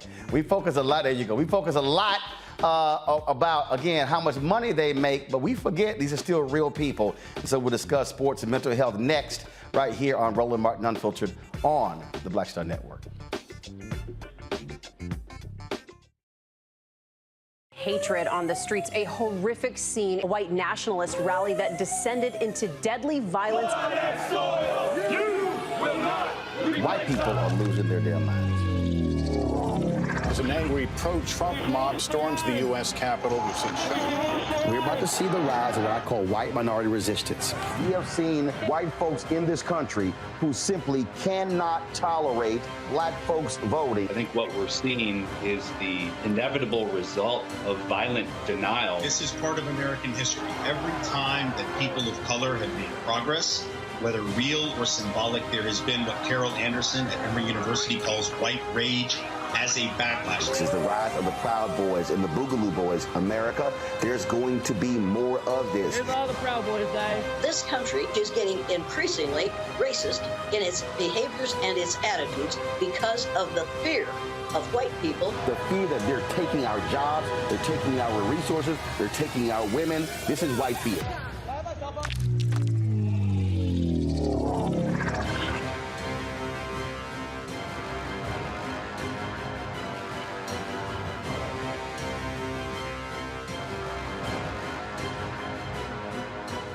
Pull up a chair, take your seat at the Black Table with me, Dr. Greg Carr, here on the Black Star Network.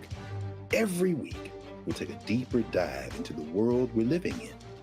Join the conversation only on the Black Star Network.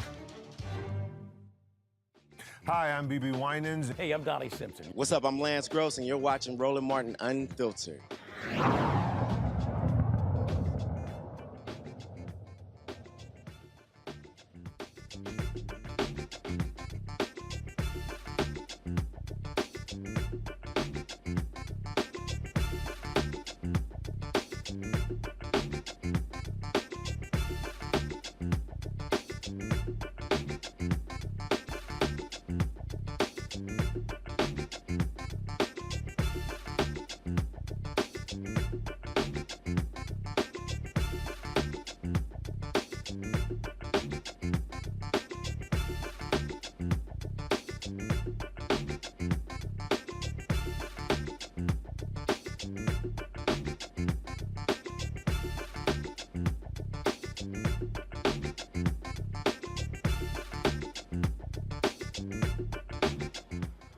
All right, 3 hours ago, really 4 hours ago, the NBA trading deadline actually expired. Kevin Durant, blockbuster trade. He gets transferred from Brooklyn Nets to the Phoenix Suns. John Wall left the Rockets trashing 3 weeks ago. Now he's got traded back to the Rockets from the Clippers for Eric Gordon.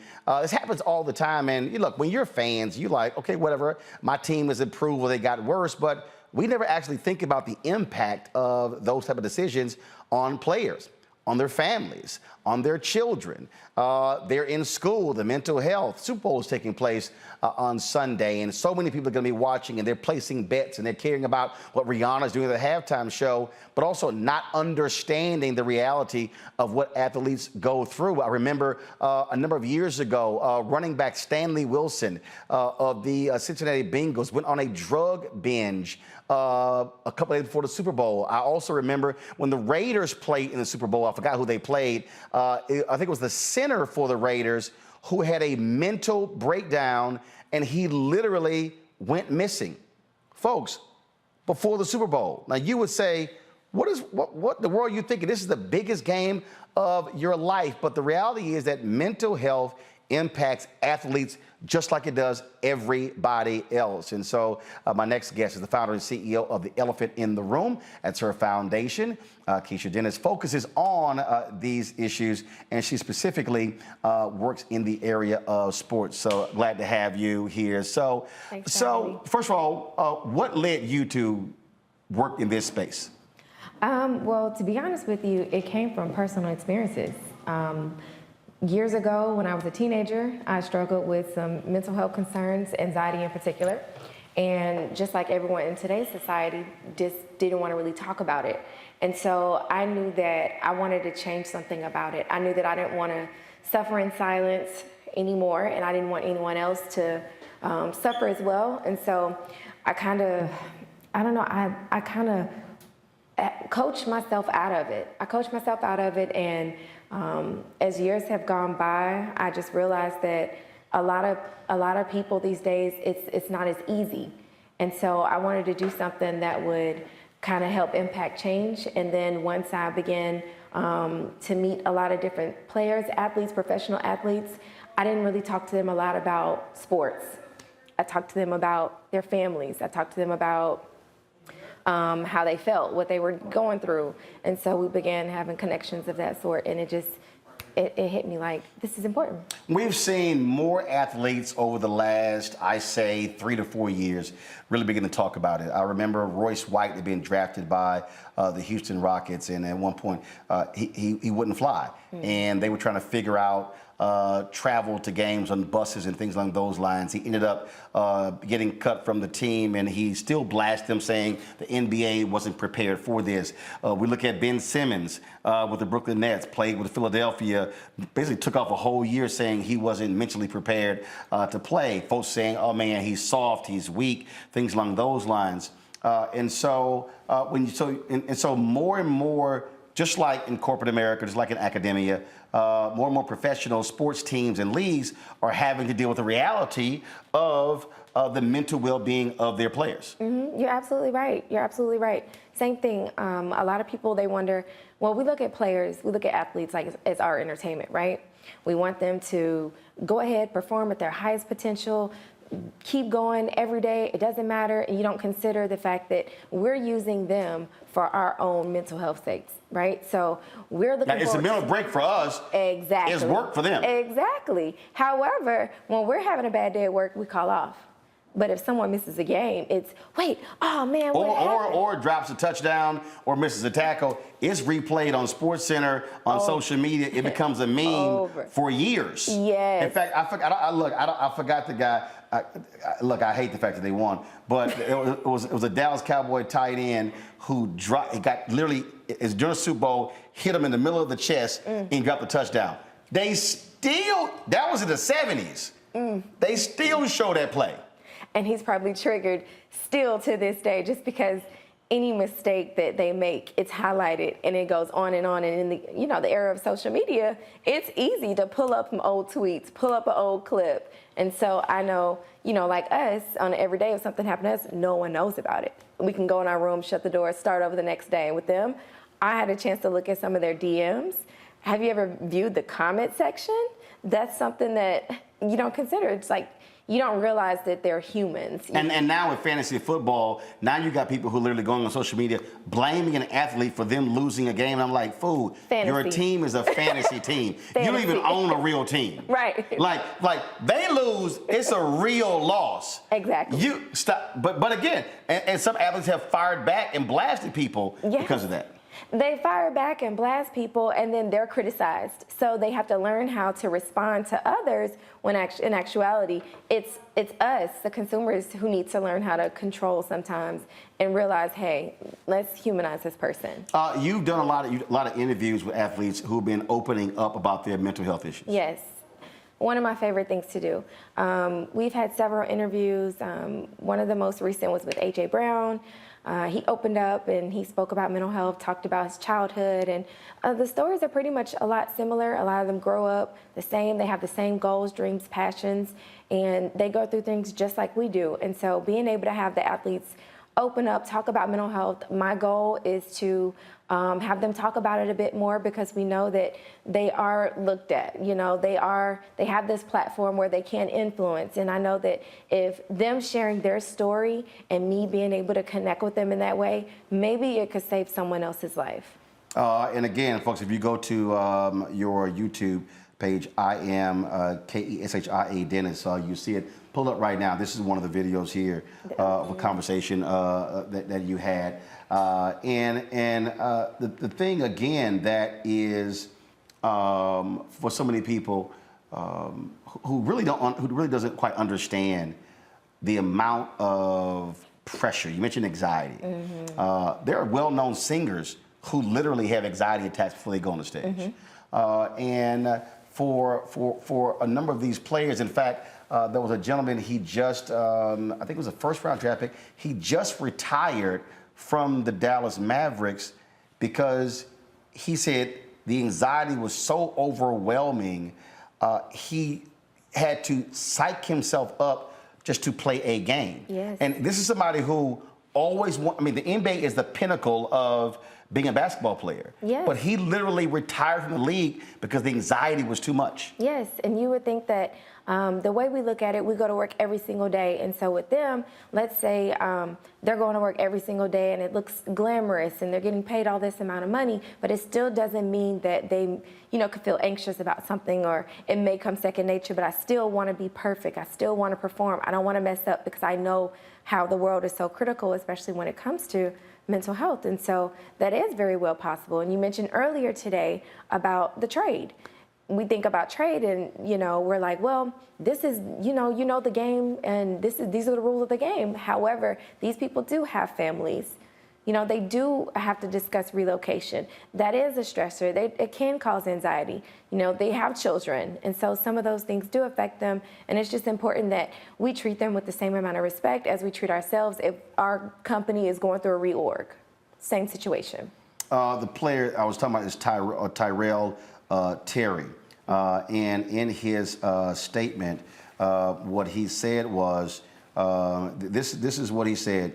This message is a very difficult one to share and an emotional one to write. Today, I decided to let go of the game that has formed a large part of my identity. And then he began to talk about it. He said that while I have achieved amazing accomplishments, created unforgettable memories, and made lifelong friends, I've also experienced the darkest times of my life, to the point where instead of building me up, it began to destroy me, where I began to despise and question the value of myself much more than those surrounding me could ever see or know. Intrusive thoughts, waking up nauseous and finding myself struggling to take normal breaths because of the rock that would sit on my chest that seemed to weigh more than I could carry.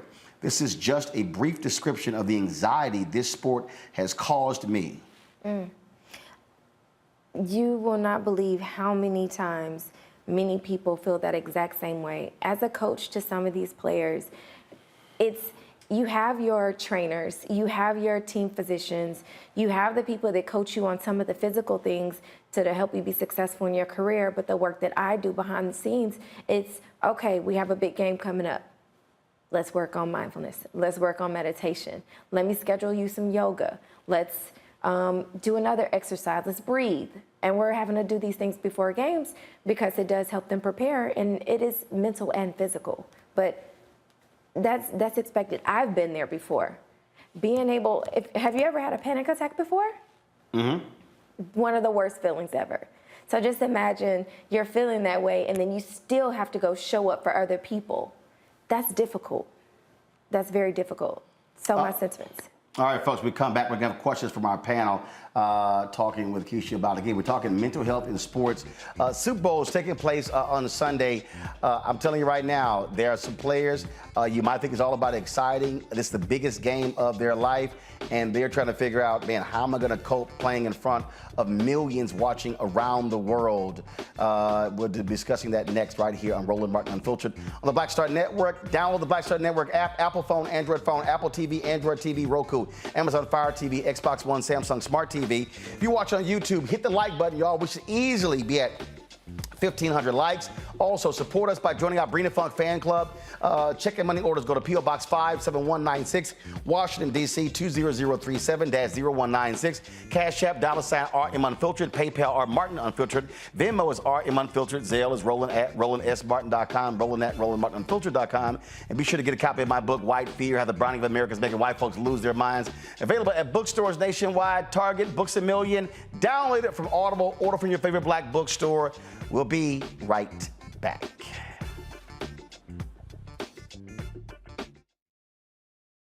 Hi, I'm Dr. Jackie Hood Martin, and I have a question for you. Ever feel as if your life is teetering and the weight and pressure of the world is consistently on your shoulders? Well, let me tell you, living a balanced life isn't easy. Join me each Tuesday on Black Star Network for a Balanced Life with Dr. Jackie.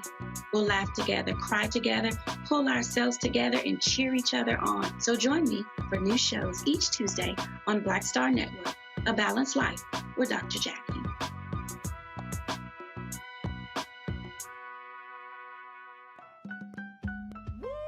We're all impacted by the culture, whether we know it or not. From politics to music and entertainment, it's a huge part of our lives, and we're going to talk about it every day right here on The Culture with me, Faraji Muhammad, only on the Black Star Network. The 54th NAACP Image Awards is airing live on February 25th, honoring outstanding performances in film, television, theater, music, and literature. But this year, Roland Martin Unfiltered is nominated for Outstanding News or Information Series or Special. To vote, head to NAACPImageAwards.net, scroll down to Outstanding News/Information Series, select the category. You have to click on hashtag Roland Martin Unfiltered Black Votes Matter Election Night Coverage. To submit your vote, you will need an email. Only one vote allowed per email. Voting ends on February 10th at 9 p.m. Vote today. Pull up a chair, take your seat. The Black Table with me, Dr. Greg Carr, here on the Black Star Network. Every week, we'll take a deeper dive into the world we're living in. Join the conversation only on the Black Star Network. I'm Deion Cole, and you're watching Roland Martin Unfiltered. Stay woke.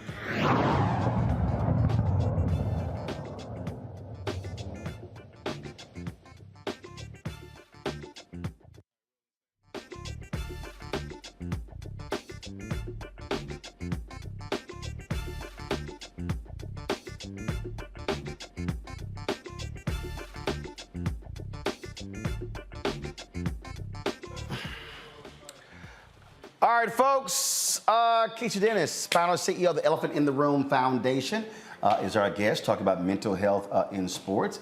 Conversation you're not going to necessarily get on ESPN and some of the places talking about the Super Bowl this week. Time for our panel, and I'll start with Erica. Erica is the founder of the Reframe Brain. She was in a major car accident, Keisha. And she's talked about, she talked the other night about, in terms of, what'd you say, Erica, you had a suicide... suicide safety plan. Yeah, suicide safety plan because of the things that we're going through, the traumatic brain injury that you suffered. Go right ahead with your comment and question for Keisha. Absolutely. It's a pleasure to meet you. As Roland said, I am the founder and host of the Reframe Brain podcast, where we center brain health and unseen injuries. And very interesting, this week, there was a Black Men's Brain Health conference that was sponsored in part by the NFL. And so as a person who is now a cognition coach and a wellness expert, I wanted to find out from you, have any of the NFL players or athletes that you have been in conversation with, have they attended this brain health conference in Tempe, Arizona, yesterday and today by any chance? To my knowledge, they have not, but I do know that I believe the conference that you're speaking of, I was supposed to attend that conference, and a couple of the players were invited.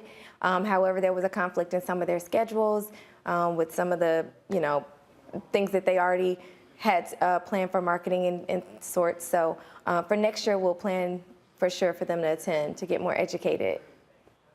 Oh, wow. Excellent. All right. Reese. Nice to meet you, Keisha. I'm so glad you're here. Today's topic is more so centered around athletes. So I just wanted to get your take on the mental health of female athletes. There was a little bit more talk than normal with Brittany Griner and the harrowing ordeal being a political prisoner in Russia.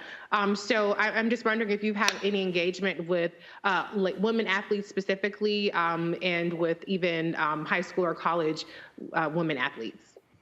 Hi, thank you so much. Yes, actually we have. We've spoken with several female athletes as well, collegiate and professional. And typically, it seems as though their mental health concerns are slightly a bit different. It's pretty much similar as some of the same concerns that us women have on a regular day.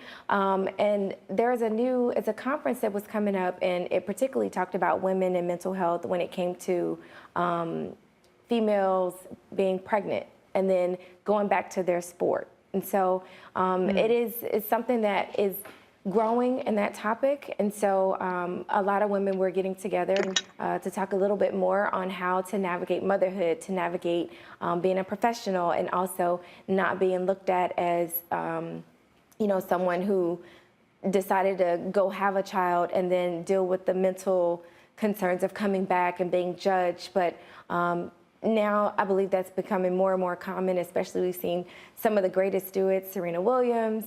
And so it's kind of setting the standard that, women are able to bear children, get back to work, but also still keep their mental intact. Oh, and on that point, I'll go to my iPad. The WNBA is actually investigating the Las Vegas Aces because one of their star players, Darica Hamby, said that she's being bullied by the team because she was pregnant, them trying to pressure her to come back as well. And so they've had to deal with that as a league. So that's definitely one of the issues they've been facing. Dr. Greg Carr. Thank you, Roland. And thank you, Sister Keisha. This is a very important conversation. I want to draw a contrast and answer you a very specific question. My brother-in-law played in the NFL for a number of years. He was a defensive back. And so he wasn't at one of those positions where in a minute the whole thing could end. And I know when he and my sister and niece and nephew, they moved from Seattle to Pittsburgh and Atlanta, and they played in the Super Bowl. He shepherded his money, he husbanded his money, he qualifies for the pension, and he transitioned, because he has his college degree from Tennessee State, into the healthcare profession. So, I got an inside look at the fact that it ain't the life that people think it is. I want to ask you in contrast about the brother who was all in the news last month, but we're not hearing much from now, and that's Damar Hamlin. We know he signed that initial contract. We know the Bills have kind of said they're going to honor that contract with money that wasn't necessarily guaranteed. What kind of things go through the mind of an athlete whose career is cut abruptly short and who doesn't qualify for the pension, who might not have thought that they have to think about their life later on, who maybe at age 24 and 20 or 25, it's all over. And as we know, the league really doesn't provide for those kind of athletes. How do you counsel them at a moment when everything changes on a dime and what they thought was going to happen won't happen at all? Thank you so much. I think that's a wonderful question. Honestly, that is probably one of the most talked about things when it comes to players. It's pretty much it's either the transition, and like you said, with your brother and their family, it's a lot to deal with when it comes to transition out of the league, especially if you maybe this was your first year deal, you didn't have a huge contract, but then your entire life from when you're about 3 years old playing Little League football up until you're 24 years old, and season-ending injury, career-ending injury, and then now you have to learn how to pretty much reinvent yourself, pretty much learn how to navigate your identity. It's an identity crisis. Who am I? What else do I like to do? What am I interested in? Who really is going to be there for me now that I don't have the fame, now that I don't have the contract?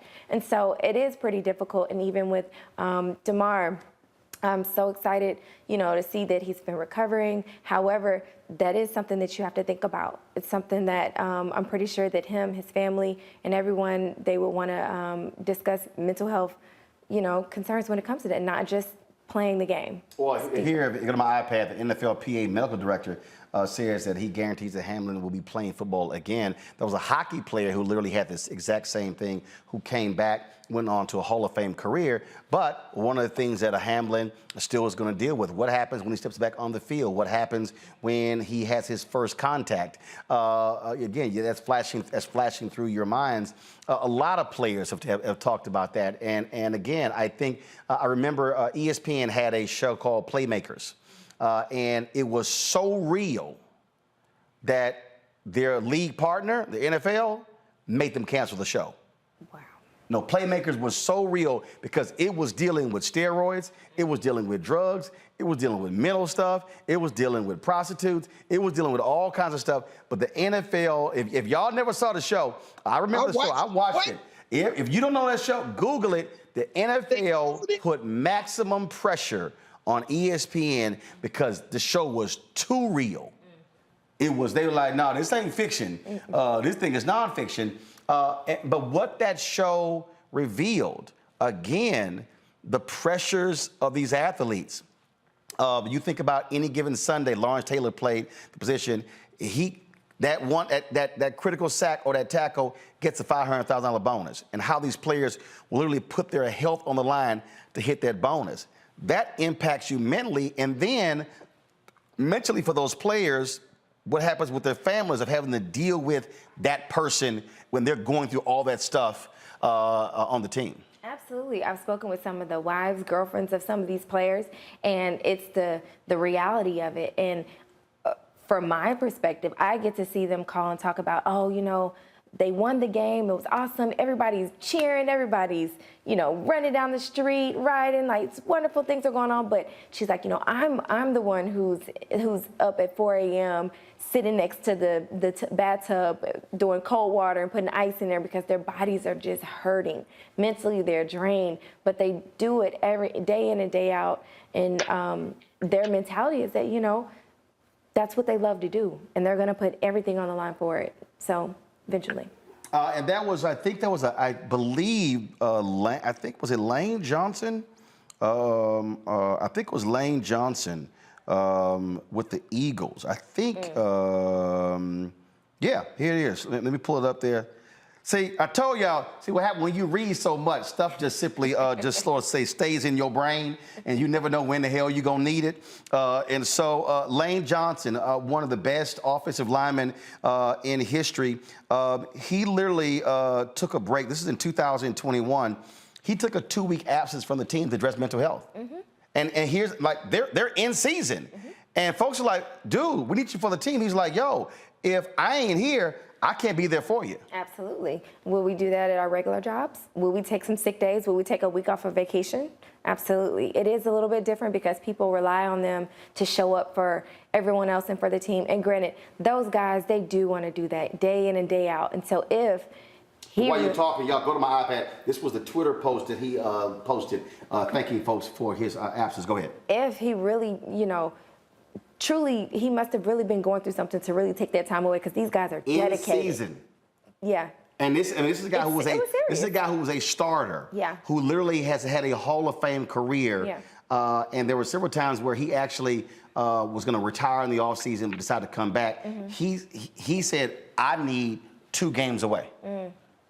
And I'm quite sure whatever that reason was, it was necessary. Now I know we might call Dennis Rodman crazy, but if anybody saw the Michael Jordan docuseries where The Last Dance, so Phil Jackson talked about how he they were going through the season and how he let Dennis Rodman go off to Vegas and go on a binge, and it was a trip because he said, I knew that if I didn't let Dennis go, there were going to be a lot of problems here. And he managed that thing where he said, I needed to let him go crazy to go do whatever the hell he needed to do to be able to come back and play. Yeah. It's that balance. It's that balance the same way we do on the weekends. It's like, listen, I need to go get my mind right. So if my mind is good, the game will be well. Yep. It's a risk. How can folks reach you if they want to get more information? Definitely reach me. I am on Instagram. I am Keisha Dennis, as I am KESHIADENNIS. And there's more information about my foundation, The Elephant in the Room, Instagram at The Elephant in the Room Inc. and website www.theelephantintheRoomInc.org. All right, we appreciate it. Erica, Greg, Reese, we surely appreciate it. Thank you very much as well for joining us on the panel today. Folks, that is it. I'll see you tomorrow right here on Roland Martin Unfiltered on the Black Star Network. Don't forget, download our app. Of course, we got 1 million subscribers on YouTube. I would love to have 1 million downloads on our app. Why? Because we control it. Apple phone, Android phone, Apple TV, Android TV, Roku, Amazon Fire TV, Xbox One, Samsung Smart TV. Don't forget, we're on Amazon News as well. When you click the Amazon Fire Stick, go to Amazon News. When you see CNN, MSNBC, our network is right there, our 24-hour streaming channel. And also, we got some more good news coming up on some new platforms we're launching our streaming channel on.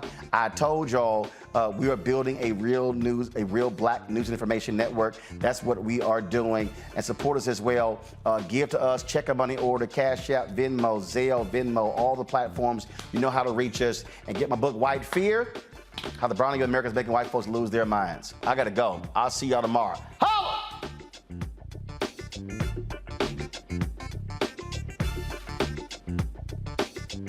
Folks, Black Star Network is here. I'm real revolutionary right now. Support this man, Black Media. He makes sure that our stories are told. Thank you for being the voice of Black America, Roland. Stay black. I love y'all. All momentum we have now, we have to keep this going. The video looks phenomenal. See, there's a difference between Black Star Network and black-owned media and something like CNN. You can't be black-owned media and be scared. It's time to be smart. Bring your eyeballs home. You dig? Pull up a chair, take your seat at the Black Table with me, Dr. Greg Carr, here on the Black Star Network. Every week, we'll take a deeper dive into the world we're living in. Join the conversation only on the Black Star Network.